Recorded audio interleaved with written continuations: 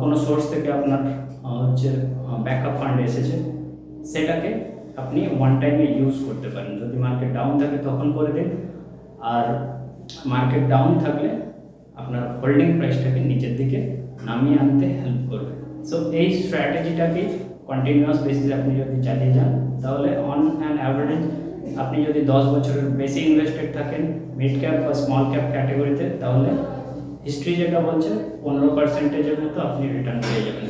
So এই স্ট্র্যাটেজিটাকে আপনি কাজে লাগিয়ে এসআইপি এবং লামসামের একটা কম্বিনেশন ইউজ করে আপনার পোর্টফোলিওটাকে আরও বেটার ওয়েতে এগিয়ে নিয়ে যেতে আপনি হেল্প করুন। ওকে, সো আজকের এই ভিডিওটাতে এতটাই থাকছে। আশা করি আপনাদের যাদের মনের মধ্যে ডাউট বা কোয়েশ্চেন ছিল, যেটা এসআইপি মাধ্যমে স্টার্ট করবেন না না আপনি লামসাম মোডে যাবেন, বা আপনার যদি মনে হয় যে এই ভিডিওটায় আপনার ডাউট ক্লিয়ার হয়ে গেছে, তাহলে আপনার জন্য এই ভিডিওটা এখানে শেষ। আর যদি মনে হয় যে আপনার ডাউট এখনও রয়ে গেছে, আপনার আলাদা কিছু কোয়েশ্চেন আছে এসআইপি বা লামসাম নিয়ে, তাহলে আপনারা স্ক্রিনের মধ্যে নম্বর দেখতে পাচ্ছেন, সেই নম্বরটাতে কল করে আপনারা আমাদের অফিস নম্বরে যোগাযোগ করুন।